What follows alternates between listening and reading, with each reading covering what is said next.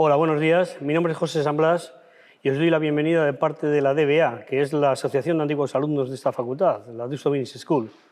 Por cierto, esta alumni cumple este año su centenario y va a desarrollar un abanico de eventos de primer nivel, entre los cuales se encuentra el que el próximo día 21 de este mismo mes de marzo se desarrollará en base a las 9ª jornadas financieras que se focalizarán en los fondos Next Generation de la UE. Con este motivo, solemos también todos estos años hablar de la situación y perspectivas de los mercados de renta fija y variable con la colaboración de expertos en dicha materia, que además pueden ser antiguos alumnos nuestros o simpatizantes de la propia alumni. Para esta ocasión y con relación al mercado de renta variable, contamos con la presencia de Hitor García, que es el director general de Caja Laboral Gestión. Hola Hitor, buenos días y bienvenido a esta sesión y a esta casa que es la tuya también. Encantado. Bueno, por empezar, comentamos un poco el contexto en el que nos encontramos, y es que el nuevo marco económico monetario que aparece a comienzos de este ejercicio nos hace reflexionar sobre cambios que se producirán en el próximo entorno de gestión y que sin duda alguna afectarán a las decisiones de los responsables de inversión en carteras.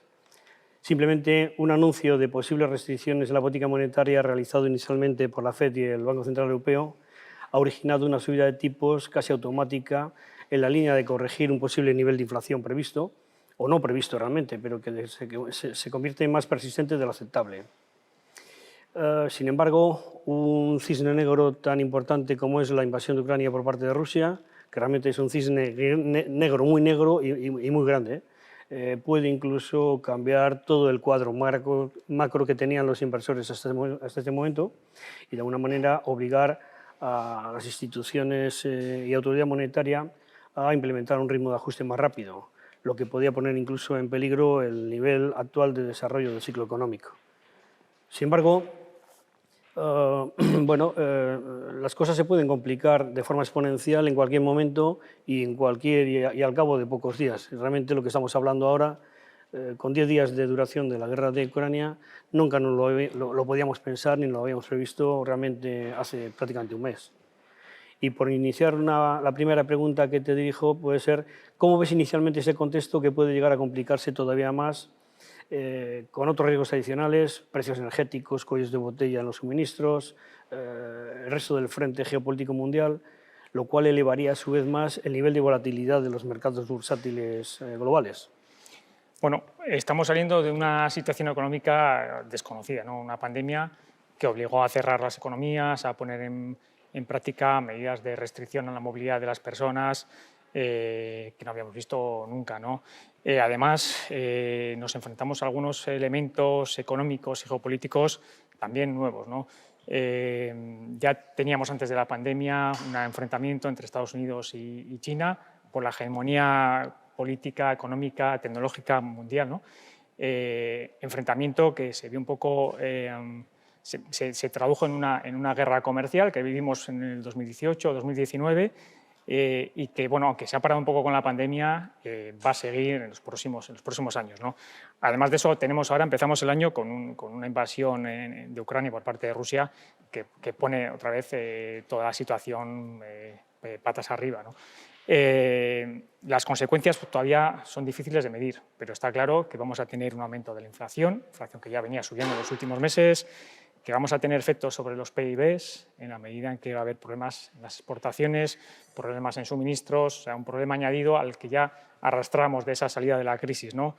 Es decir, más inflación, menos crecimiento, una situación también más complicada. Y en este entorno, los mercados, pues hemos vivido 2 años desde la pandemia con unos mercados con muy buenas revalorizaciones y además con una volatilidad muy reducida, ¿no? Por ponerlo en contexto, la volatilidad global de la renta variable el año pasado fue de un 10%. Este año ya estamos en un 17% en lo que llevamos de año. Y si lo ponemos en contexto en el largo plazo, en lo que llevamos de siglo, la volatilidad histórica ha sido un 15%. Es decir, hemos tenido unos meses muy tranquilos y ya veíamos, y es muy posible, como lo estamos viviendo actualmente, que va a haber un aumento de volatilidad. Lo lógico es que se produzca un aumento de volatilidad hacia niveles más normalizados y no descartamos, por supuesto, que a lo largo de estos meses tengamos algún pico en la volatilidad, es decir, algún episodio de nervios en los mercados mayor incluso que el que estamos viviendo ahora, ¿no? La volatilidad, desde luego, no es buena. O sea, a ningún inversor nos gusta ver cómo caen los valores de nuestras inversiones. Y además, todos los inversores, tanto los institucionales como los particulares, tenemos un sesgo a pensar que el futuro va a ser como el pasado más reciente, ¿no? Es decir, que si las cosas están mal ahora mismo, el futuro va a seguir siendo malo, ¿no? Yo creo que tenemos que tener una perspectiva de más largo plazo y pensar que las mejores oportunidades para invertir se dan en los momentos en los que la situación es mala y en los que las previsiones también son todavía peores, ¿no? Y por poner algunos ejemplos, y no muy lejanos en el tiempo, tenemos la quiebra de Lehman Brothers en 2008, los atentados de las Torres Gemelas. En aquellos momentos la situación era muy grave, muy complicada, y las perspectivas eran malas, y sin embargo fueron momentos muy buenos para invertir con una perspectiva de largo plazo, ¿no? Con lo cual yo creo que hay que poner un poco en el contexto el corto plazo en el que estamos, con una visión de carteras también de medio y largo plazo, que ya también comentaremos. En relación a la renta fija, estamos en un entorno en el que ya antes de la pandemia estamos viviendo un entorno de normalización monetaria, ¿no? En 2019 estaban ya subiendo tipos en Estados Unidos y las perspectivas eran subida de tipos. Con la pandemia, desde luego, todo esto se paró y se pusieron en marcha medidas monetarias y fiscales expansivas sin precedentes, ¿no? Estábamos volviendo a la normalidad y con la salida de la pandemia lo que hemos sufrido es una situación de inflación que no hemos visto en 30 o 40 años, ¿no? Los parones bruscos que hubo en las cadenas de suministro, en el transporte global, esto está haciendo que haya déficits de materias primas, déficits de productos intermedios y que está afectando a las producciones, que está afectando, lo que hemos visto es que los ritmos de recuperación se van trasladando hacia el futuro, ¿no? Que no está siendo una recuperación tan rápida, sino una recuperación más lenta y quizá también más sostenible, ¿no? Lo lógico es que estos problemas de suministro se vayan resolviendo en los próximos meses, ¿vale? Por ejemplo, tenemos un problema muy claro en el suministro de semiconductores que está afectando a un montón de industrias, especialmente, por ejemplo, a la automovilística, y que está haciendo que los precios de los coches de segunda mano, que es un componente del IPC, estén subiendo de forma muy importante. En Estados Unidos ya desde hace bastantes meses, pero también lo estamos viendo ahora en Europa, ¿no? Es decir, hay un montón de componentes del IPC que se están viendo muy afectados por diversos factores muy ligados a la salida, a cómo está produciendo la salida de la pandemia, los efectos que tuvo, se cierren las economías, ¿no? En la medida en que estos efectos se vayan reduciendo, lo normal es que la inflación vaya cayendo hacia ritmos quizá no tan bajos, seguramente no tan bajos como hemos vivido en los últimos años, pero sí más consistentes con niveles del 2, 3 y pico %, ¿no? En este contexto, los bancos centrales, desde luego, tienen que tomar medidas, tienen que hacer frente a esta subida de la inflación, pero también hay que tener en cuenta que si estos efectos de la inflación que están provocados por efectos, vamos a decir, coyunturales, ¿no?, de la salida de la pandemia y ahora por la situación en Ucrania, que también está afectando a suministros de materias primas de todos los niveles, otra vez a los cuellos de botella, ¿no?, en industrias, por ejemplo, la automovilística, que está viendo bastante afectada. Si son efectos coyunturales, lo que no pueden hacer los bancos centrales es pasarse de frenada y afectar a un crecimiento que, como vemos, las expectativas se están viendo reducidas. Con lo cual, los bancos centrales tienen que poner un poco en contexto esa lucha contra la inflación, esa lucha o esa mejora del crecimiento económico y luego otro aspecto importante, que es cuál es la situación de las finanzas públicas, ¿no? Tenemos a los estados, especialmente en Europa, muy endeudados y las cuentas públicas no se pueden permitir el lujo de subidas muy bruscas de los tipos de interés. Con lo cual, sí prevemos que va a haber una normalización monetaria, pero que va a ser, especialmente en Europa, muy suave y muy medida por parte del BCE. Ok. Luis, ¿tú crees que obligaría esta situación que estamos comentando a reducir la exposición de las carteras de la renta variable, la parte de renta variable de las carteras en todos los perfiles de riesgo, o crees que este nuevo marco es coyuntural y se normalizará en breve? Bueno, por un lado, de forma estratégica, no creemos que haya que tomar medidas drásticas en los perfiles de riesgo de los clientes. Es decir, los clientes que tengan un perfil de riesgo determinado, su perfil de riesgo se debería haber afectado por cuál es su situación patrimonial, financiera, por cuál es su horizonte temporal, cuáles son sus capacidades de asumir riesgos, ¿no? De forma coyuntural, estamos en una situación en la que hay que tomar medidas como gestores, pero sin caer en una visión demasiado cortoplacista. Es posible, como decía antes, que veamos caídas en el corto plazo, pero en todo caso lo que no creemos es que haya que tomar medidas en cuanto a vender en momentos de pánico, como hemos vivido hace unos días o como podemos vivir en las próximas semanas, aprovechar los rebotes de mercado para reposicionar carteras y desde una visión de medio plazo creemos que se pueden dar condiciones para tomar posiciones de largo plazo. Nosotros como inversores tenemos una situación neutral en renta variable, no hemos movido, veníamos ya en una situación neutral, con lo cual nos da una cierta tranquilidad para tener un cierto grado de liquidez para aumentar el peso en renta variable y lo que sí tenemos son las carteras posicionadas, las hemos ido posicionando con elementos defensivos y con elementos que se benefician de este entorno de subidas de tipos, de aumento de precio de materias primas. Por poner algunos ejemplos, desde luego mantener una duración corta en las carteras de renta fija, una duración defensiva, mantener bonos ligados a la inflación, que se han comportado muy bien y creemos que lo van a seguir haciendo a la medida que las inflaciones van a seguir siendo altas al menos unos meses más, mantener bonos deuda pública en divisa china, que se está mostrando como un activo refugio muy descorrelacionado con el resto de activos. La divisa china además se está apreciando. Otro tipo de activos como en divisa, mantener posiciones en dólar americano o en corona noruega. Dólar americano siempre actúa como un activo refugio. La corona noruega se beneficia del aumento del precio del petróleo que estamos viviendo. Y en renta variable, algunas posiciones en sectores como la energía o el petróleo, ¿vale?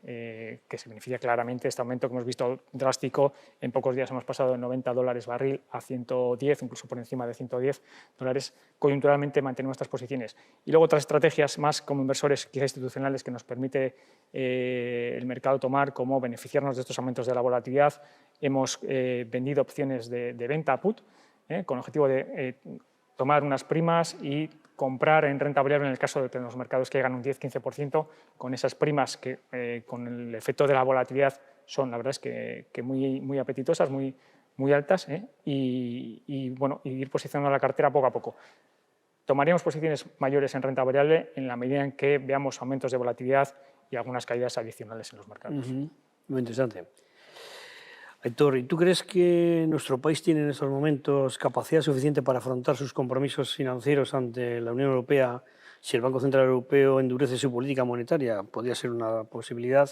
Justo cuando vuelvan las reglas fiscales a la eurozona, no se sabe cuándo ya, si el 23, el 24, depende de que la señora Lagarde esté animada o no para ello. Desde luego, la situación es una situación compleja. Salimos de la pandemia con un crecimiento el año pasado de en torno al 5%, cuando veníamos de un crecimiento en 2020, bueno, de un decrecimiento, de una caída del PIB real de casi el 11%, ¿no? Es decir, estamos todavía un 5 o 6% por debajo de los niveles de PIB real de antes de la pandemia. A diferencia de otros países, por ejemplo, Estados Unidos, su PIB real está ya un 3% por encima de la pandemia, Francia un 1%, Alemania e Italia en torno a un 1% por debajo. Es decir, hay un problema de crecimiento y un problema derivado del modelo de crecimiento económico, ¿no? Y eso es algo que además yo creo que no se ha tocado, no se ha modificado de forma significativa desde la anterior crisis de hace 10 años, ¿no? Es típico que siempre se habla de cambiar el modelo productivo, ha cambiado poco. De hecho, esta crisis lo ha demostrado, ¿no? También hay que tener en cuenta la situación de las finanzas públicas domésticas, una deuda sobre PIB del 120%, veníamos de niveles del 96-97% hace 2 años, y un déficit público de en torno al 10% cuando estamos en el 2,5%, ¿no? Casi en lo mejor. Después de varios años de crecimiento, todavía un déficit público que estaba en negativo, lastrado por algunos factores internos, y otra vez hemos vuelto a niveles muy elevados, ¿no? En este entorno, como decía antes, creo que el Banco Central Europeo va a mover ficha, pero se va a mover muy poco a poco. Ese triángulo que tiene entre la inflación y el crecimiento, y luego el otro aspecto, la situación de deuda de los países periféricos europeos, no se puede permitir el lujo de que las primas de riesgo se disparen. Entonces va a tener que tomar medidas muy bien telegrafiadas y muy progresivas si quiere, por un lado, luchar contra la inflación y, por otro, no frenar el crecimiento y no romper un poco la armonía en los mercados de deuda pública, ¿no? Y uno de los temas importantes y que a mí sí me preocupa es en el momento en el que el Banco Central Europeo deje de comprar o reduzca las compras de deuda pública, que ha beneficiado a todos los activos de deuda pública europea, tanto la deuda alemana como la deuda italiana, la deuda española, ¿no? Y esto ha permitido mucha tranquilidad en los mercados de deuda, que los mercados confíen en todas las emisiones, tanto de Alemania como de España o de Italia, y ha permitido financiarse los estados de forma muy barata. En el momento en el que estas compras se reduzcan o se eliminen, habrá que ver cuál es la situación de los inversores respecto a los títulos de estos países, ¿no?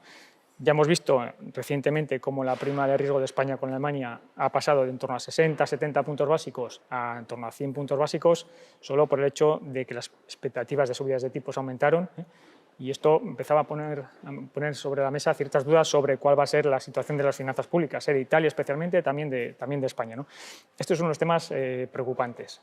¿Cómo van a responder los mercados al final? Cuando se produzcan, es verdad que estamos en un momento de mucha incertidumbre y que probablemente las expectativas de hace 2 o 3 semanas se han retrasado mucho en el tiempo, ¿no? Yo creo que acabaremos teniendo al final de esas medidas de expansión cuantitativa y que se producirán aumentos de tipos de interés. Sí que es verdad que estos aumentos de tipos de interés hay mucha incertidumbre sobre cuándo van a ser, cuándo van a empezar y en qué medida. Yo creo que van a ser muy pausados, que los tipos tienden hacia arriba, pero a un ritmo muy pausado, y vamos a ver tipos superiores, pero tipos históricamente bajos todavía. Y esto es diferente entre Europa y Estados Unidos. Estados Unidos tiene otra situación, la situación de Ucrania le pilla mucho más lejos y su economía tiene otros problemas, pero tiene otras ventajas, ¿no? La subida de tipos va a ser mucho más rápida en Estados Unidos. En marzo, desde luego, Powell ya ha dicho que van a empezar a subir, quizá moderen un poquito el ritmo de subida, se esperaban 6 subidas este año, igual no sean 6, pero no estará lejos, y va a haber una diferencia importante entre estos dos bancos centrales. Ok, George. Oye, por último ya, cuando has hablado antes de la exposición al riesgo de las carteras de los inversores, al final has hablado de petróleo, de automovilística, por añadir si acaso, y según las peculiaridades de nuestra situación actual, ¿qué recomendarías como a nivel sectorial, si con un poco más de detalle, qué posibilidades habría en la inversión de nuestros inversores? Bueno, aquí si lo vemos con una visión de corto plazo, yo creo que este entorno debiera favorecer a los sectores más value, sectores como petroleras, como bancos, que lo han hecho muy mal en los últimos años. Desde luego, ya llevamos muchos años con un comportamiento negativo de estos sectores respecto al conjunto del mercado, y que están baratos y que se debieran favorecer de este entorno, subidas de materias primas, subidas de tipos. Pero yo creo que también hay que verlo con una visión de más medio y largo plazo y tener en cuenta los cambios estructurales que se están produciendo en la economía mundial. Yo hablaría de 2 cambios, una adaptación hacia una economía digital y una adaptación hacia una economía sostenible. Estos cambios van a tener efectos, están teniendo efectos en todos los sectores económicos y van a estar presentes durante muchos años. En la economía digital ya llevamos al menos 2 décadas de adaptación progresiva, ya estamos inmersos en ella, pero los cambios no van a parar. Y en cuanto a la economía sostenible, aunque también llevamos ya unos años de adaptación, parece que los próximos 20, 30 años van a ser cambios, tienen que ser cambios mucho más acelerados. Y desde luego estos cambios pues, no favorecerían a estos sectores, ¿no? Especialmente el sector petrolero. Una reducción de la demanda de petróleo, pues desde luego no le va a venir bien. Y el sector bancario tiene una competencia todavía incipiente, pero muchos competidores nuevos totalmente digitales, tiene que hacer una adaptación, está haciendo una adaptación. Los tipos de interés, que es un componente clave de su negocio, yo creo que todavía van a ser, como decía, van a ser relativamente bajos, y quizá estaremos hablando de sectores más coyunturales para mantener en carteras, ¿no? Desde un punto de vista de una inversión a medio o largo plazo, yo volvería a los sectores que comentaba antes, es decir, sector tecnológico y sector ligado al cambio ambiental, ¿no? Al cambio hacia una economía sostenible. El sector tecnológico es verdad que ha sido el motor de las subidas en los últimos 10 años, se han producido fuertes revalorizaciones, y en los 2 años previos, en los 2 últimos años, sí que se ha habido una cierta burbuja, especialmente en algunos activos. También es verdad que en los últimos meses, con esas expectativas de subidas de tipos que perjudican a los sectores más de crecimiento, hemos vivido correcciones importantes. Yo creo que estas correcciones se pueden aprovechar para ir incluyendo de forma diversificada valores o activos del sector tecnológico, porque es un sector que va a estar presente en el futuro, ¿no?, de la economía. En cuanto al sector o los sectores más ligados a la nueva economía sostenible, pues sectores como las energías renovables, como la gestión de recursos naturales, la movilidad eléctrica, la economía circular, van a recibir cantidades de dinero ingentes en los próximos años.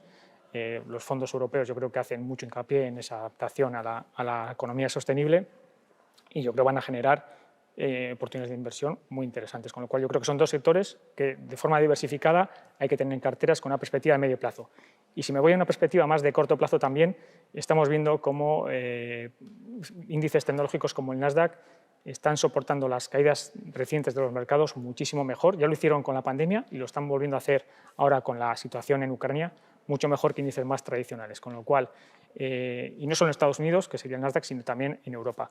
Con lo cual yo creo que son sectores para tener claramente en cartera. Perfecto.